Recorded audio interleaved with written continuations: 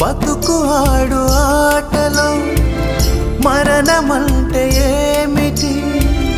ఆటలోని అలుపు వంటి చిన్న మలుపులే జీవితాన్ని అందక జీవమెళ్ళిపోదులే,